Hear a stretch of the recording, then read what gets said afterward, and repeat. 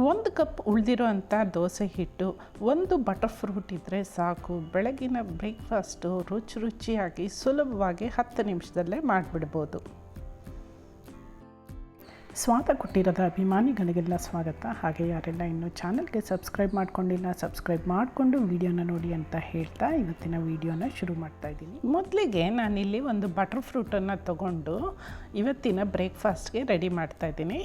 Butter ಫ್ರೂಟನ್ನು ಸೆಂಟ್ರಲ್ಲಿ ಈ ಥರ ಕಟ್ ಮಾಡಿಕೊಂಡು ಒಳಗಡೆ ದಪ್ಪ ಬೀಜ ಇರುತ್ತೆ. ಈ ದಪ್ಪ ಬೀಜನ ತೆಗೆದಿಟ್ಕೊಂಡು ಬರೀ ಫ್ರೂಟ್ ಪಲ್ಪನ್ನು ಮಾತ್ರ ನಾವು ತೊಗೋಬೇಕಾಗತ್ತೆ. ಸೊ ಬೀಜನ ತೆಗೆದು ಈಗ ಪಲ್ಪನ್ನು ತೆಕ್ಕೊಳ್ಳೋಣ. ಬಟರ್ ಫ್ರೂಟು ಕಂಪ್ಲೀಟಾಗಿ ಹಣ್ಣಾಗಿರಬೇಕು, ಸ್ವಲ್ಪ ಸಾಫ್ಟಾಗಿ ಇರಬೇಕು ಹಣ್ಣು. ಅಂಥ ಹಣ್ಣನ್ನು ಆರಿಸಿ ತೊಗೋಬೇಕಾಗತ್ತೆ.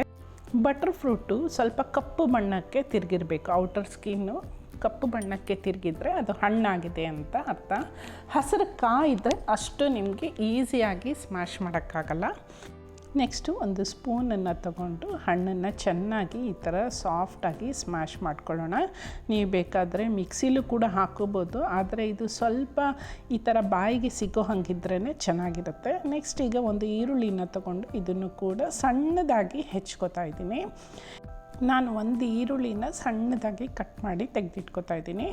ಈರುಳ್ಳಿ ಎಷ್ಟು ಹಾಕಿದರೂ ಕೂಡ ರುಚಿಯಾಗಿರುತ್ತೆ. ನಿಮ್ಗೆ ಎಷ್ಟು ಬೇಕಾದರೂ ಈರುಳ್ಳಿನ ಹಾಕೋಬೋದು.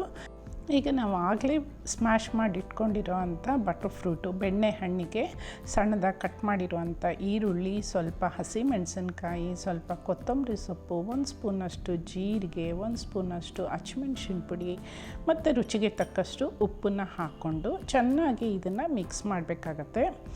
ಬಟರ್ ಫ್ರೂಟು ಒಳ್ಳೆ ಟೇಸ್ಟ್ ಇರೋದ್ರಿಂದ ಇದರಲ್ಲಿ ಎಷ್ಟು ಥರ ಬೇಕಾದರೂ ರೆಸಿಪೀಸ್ಗಳನ್ನ ಮಾಡ್ಬೋದು. ಟೇಸ್ಟಿಯಾಗಿ ಕೂಡ ಇರುತ್ತೆ ಮತ್ತು ಇದು ತುಂಬ ಸಿಂಪಲ್ ಆಗಿರೋ ಅಡುಗೆ ಆದ್ದರಿಂದ ಬಹಳ ಸುಲಭವಾಗಿ ಒಂದು 10 ನಿಮಿಷದಲ್ಲಿ ಮಾಡಿಬಿಡ್ಬೋದು. ನಾನು ಇದಕ್ಕೆ ಕ್ಯಾರೆಟನ್ನು ಹಾಕ್ಕೊಂಡಿಲ್ಲ, ನೀವು ಬೇಕಾದ್ರೆ ಇದಕ್ಕೆ ಕ್ಯಾರೆಟ್ ತುರಿನೂ ಕೂಡ ಹಾಕ್ಕೋಬೋದು. ಚೆನ್ನಾಗಿ ಮಿಕ್ಸ್ ಮಾಡ್ಕೊಂಡ್ಮೇಲೆ ಇದನ್ನು ಒಂದು ಬೌಲ್ಗೆ ಟ್ರಾನ್ಸ್ಫರ್ ಮಾಡ್ಕೋತೀನಿ. ಮನೆಯಲ್ಲಿ ಉಳಿದಿರೋ ಅಂಥ ಒಂದೇ ಒಂದು ಕಪ್ಪು ದೋಸೆ ಹಿಟ್ಟನ್ನು ಇದಕ್ಕೆ ಮಿಕ್ಸ್ ಮಾಡಿ ಚೆನ್ನಾಗಿ ಕಲಿಸ್ಕೊತಾ ಇದ್ದೀನಿ. ದೋಸೆ ಹಿಟ್ಟು ಜೊತೆಗೆ ಈ ಬಟರ್ ಫ್ರೂಟು ಮಿಕ್ಸ್ ಏನು ಮಾಡಿರ್ತೀವಿ ಅದು ಚೆನ್ನಾಗಿ ಹೊಂದ್ಕೋಬೇಕು.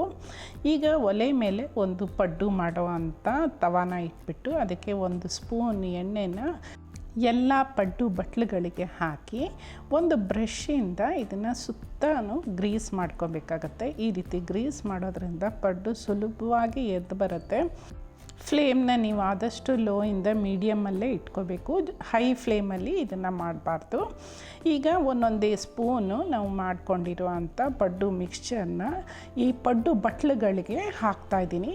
ಅದು ಅಂಚಿನ ಮೀರಿ ಬರಬಾರ್ದು, ಅಂಚು ಒಳಗಡೆನೇ ಆ ಹಿಟ್ಟಿರೋ ಹಾಗೆ ನಾವು ಹಾಕ್ಕೋಬೇಕಾಗತ್ತೆ. ಮೇಲೆ 1 ಸ್ಪೂನ್ ಎಣ್ಣೆನೂ ಕೂಡ ಇದಕ್ಕೆ ಹಾಕೋತಾ ಇದ್ದೀನಿ.